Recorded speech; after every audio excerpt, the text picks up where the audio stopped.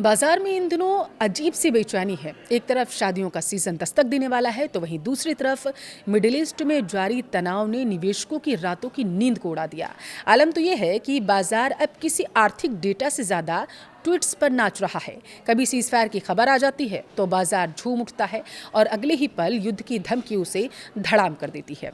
पिछले एक महीने में हमने सोने चांदी की कीमतों में बड़े स्तर पर उतार चढ़ाव देखा है। जहां एक महीने पहले सोना आसमान छू रहा था तो वहीं अब यह कुछ सस्ता हुआ, लेकिन पिछले एक हफ्ते में फिर से इसमें बढ़त देखी गई। ऐसे में आम आदमी से लेकर बड़े निवेशकों तक सब उलझन में है कि आखिर करें तो क्या करें। क्या यह खरीदने का सही समय है या फिर नहीं? अभी और गिरावट का क्या इंतजार लोगों को करना चाहिए? अगर आपके भी ऐसे ही सवाल हैं तो वीडियो को लास्ट तक देखिए, विस्तार से हर सवाल का जवाब देंगे। नमस्कार, आपके साथ मैं पल्लवी रविंद्र सिंह। देखिए, सोने चांदी के भाव में पिछले कई महीनों से उतार चढ़ाव का दौर जारी रहा। अमेरिका ईरान शांति वार्ता के एक और दौर की संभावनाओं के चलते कीमतों में गिरावट देखी गई। आज कॉमेक्स पर सोने की दर जो थी वो $4,895.40 प्रति औंस के उच्चतम स्तर पर पहुंचने के बाद थोड़ी कम हुई। आज MCX पर सोना जो था वो 1,54,757 दर्ज किया गया था और शुरुआती कुछ ही मिनटों के भीतर 1,54,575 रुपये के स्तर तक ये पहुंच गया था। अब गुड रिटर्न्स की वेबसाइट को अगर हम ध्यान दें तो 24 कैरेट 1 ग्राम गोल्ड का भाव लगभग बताया जा रहा है कि वो 15,535 रुपये है। वहीं 1 किलो चांदी का भाव 2,70,000 रुपये के आसपास बना हुआ था। सोने चांदी के दाम में ये गिरावट क्यों आई है? एक्सपर्ट्स इसके पीछे क्या राय दे रहे हैं? चलिए अब जरा इसे समझते हैं, क्योंकि 4 कारण यहाँ पर प्रमुख माने गए। पहली, हॉर्मुज की नाकेबंदी। देखिए, अमेरिकी राष्ट्रपति डोनाल्ड ट्रंप द्वारा स्ट्रेट ऑफ हॉर्मुज की नाकेबंदी की घोषणा ने पश्चिम एशिया संकट को चरम पर पहुंचा दिया है। दूसरी, अगर हम बात करें वार्ता की विफलता, अमेरिका और ईरान के बीच शांति वार्ता में कोई प्रगति अभी तक नहीं हुई है और यही वजह है कि निवेशकों में डर जो है बढ़ने लगा है। तीसरा, इक्विटी मार्केट में गिरावट। घरेलू शेयर बाजार यानी कि सेंसेक्स और निफ्टी शुरुआती कारोबार में 2% तक टूट गए थे, जबकि एशियाई बाजारों में भी 1% तक की गिरावट देखी गई।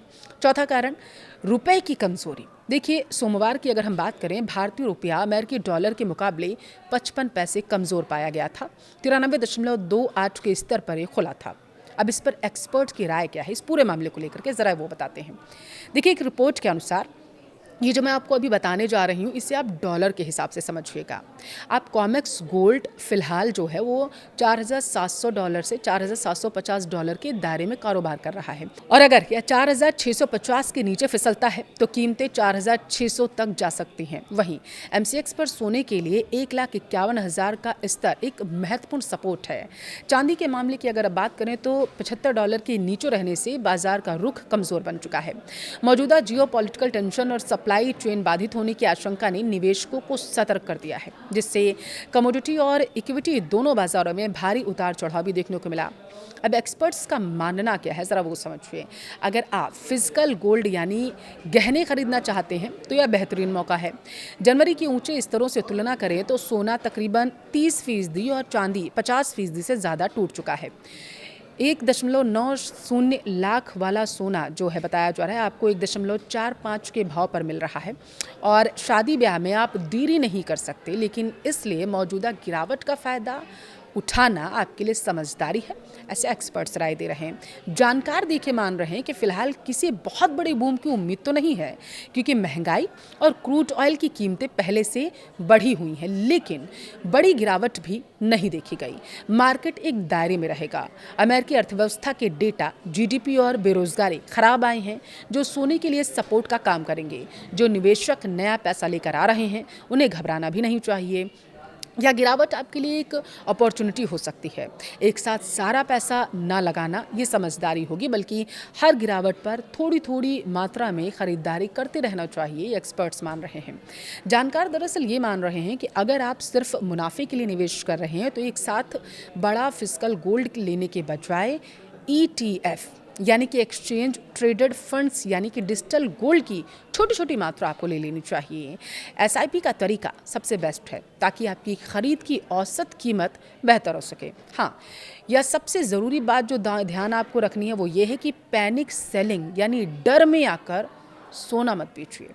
यह बाजार ट्वीट्स और शॉर्ट टर्म ट्रेडर्स के लिए ज़्यादा एक्टिव है। अगर आप लंबी अवधि के निवेशक हैं तो शोर पर ध्यान ना दीजिए, गिरावट में खरीदारी बंद ना करें और बहुत ज़्यादा लीवरेज यानी कि उधार लेकर ट्रेड लेकर काम करने से बचें।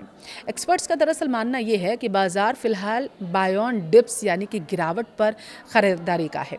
शादियों के लिए फिजिकल गोल्ड खरीदने वालों को डिस्काउंट का फ़ायदा उठाना चाहिए, जबकि निवेशकों को चांदी के मुकाबले सोने पर ज़्यादा भरोसा दिखाना चाहिए।